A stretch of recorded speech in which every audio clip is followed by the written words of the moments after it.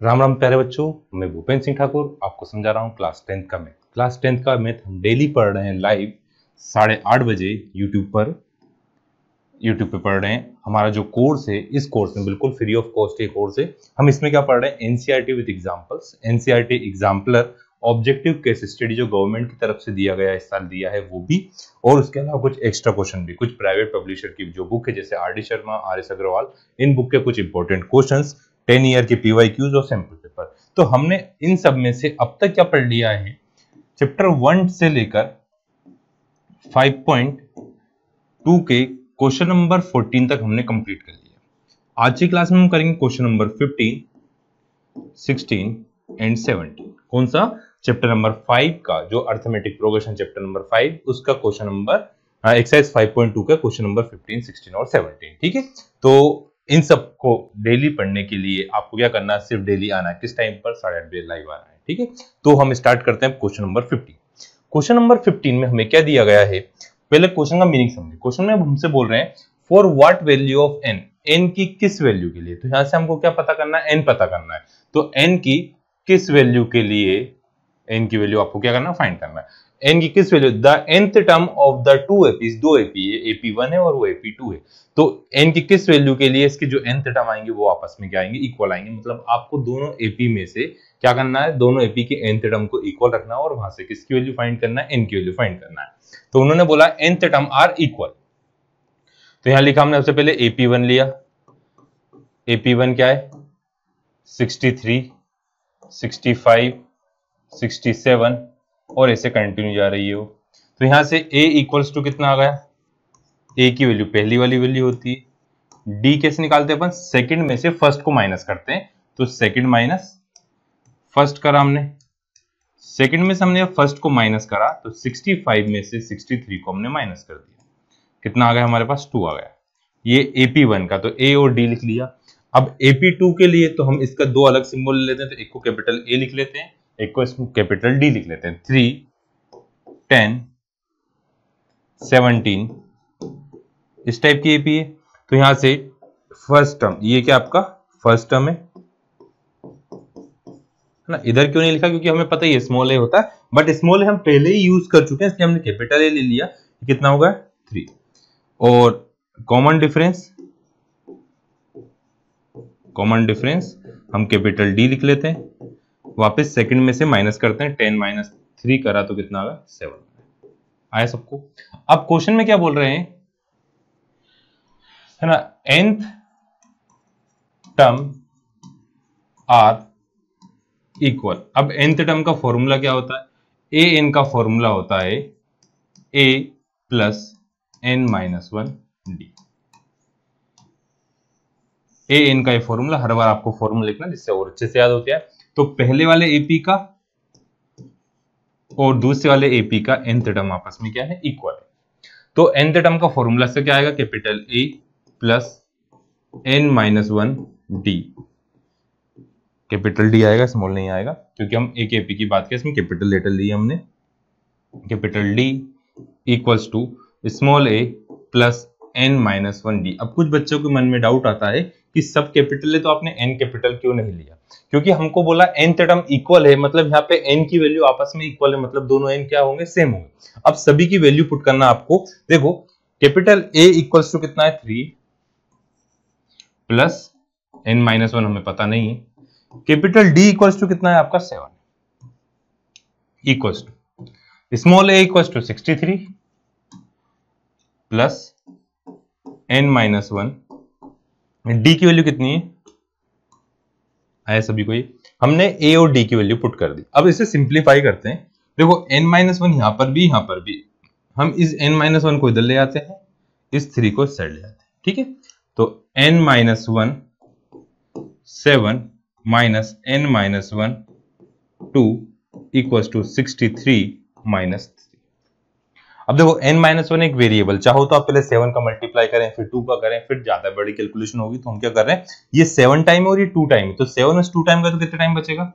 n minus 1 कितना time बचेगा आपके पास? 5 टाइम बचेगा। ये आया 60। मल्टीप्लाई की वैल्यू कहाँ आती है? डिवाइड में।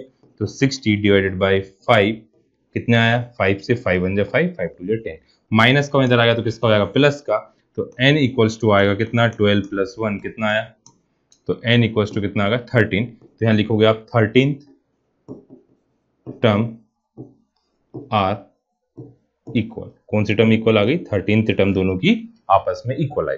एक बार फिर से पूरा क्वेश्चन समझे। पूरे क्वेश्चन में हमसे क्या बोल रहे थे कि दो एपी है, इन दोनों एपी की nth टर्म आपस में इक्वल है, तो जो nth टर्म है हमें वो पता करना है। तो आपने पहले AP1 ली, इसको AP1 लिख लो, इसको AP2 लिख लो, दो एपी थी इसलिए। तो पहली वाली वैल्यू को अपन a लेते हैं और कॉमन डिफरेंस को d लेते हैं। अब स्मॉल a और d मैं यूज कर चुका हूं, इसलिए मैं दूसरे एपी के कैपिटल A और कैपिटल D ले लिया। तो a कितना है 3 और d कितना आ गया 7 आ गया।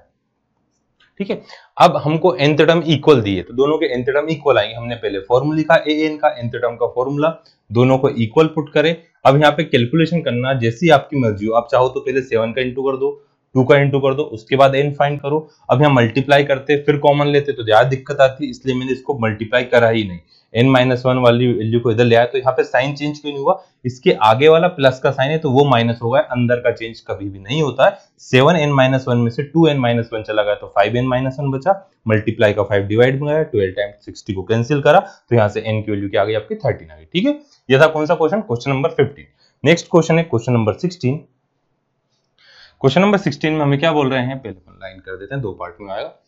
Determine the AP. Determine the AP का मतलब क्या है, आपको पूरी एपी पता करना है, उसके लिए आपको फर्स्ट टर्म और कॉमन डिफरेंस पता होना चाहिए। कभी भी एपी पता करना हो तो हमें क्या करना पड़ता है, पहले आपको फर्स्ट टर्म पता हो, फिर कॉमन डिफरेंस पता हो, तो हम आसानी से फाइंड कर सकते हैं।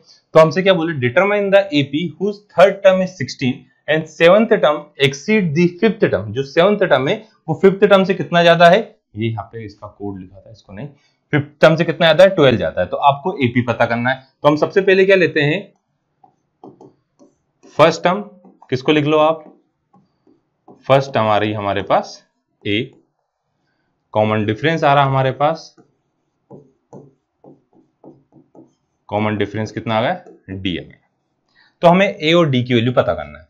तो उन्होंने बोला थर्ड टर्म कितना दिया है 16, तो थर्ड टर्म का फॉर्मूला क्या आएगा, a plus 2d equals to कितना आ गया 16।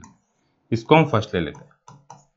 ठीक है, फिर क्या बोला है, सेवंथ टर्म एक्सीड्स, मतलब क्या है, ज्यादा है किससे, फिफ्थ टर्म से। तो सेवंथ टर्म ज्यादा है, सेवंथ टर्म ज्यादा है किससे, फिफ्थ टर्म से। कितना ज्यादा है 12 ज्यादा है, तो यहां पे 12 लिखा।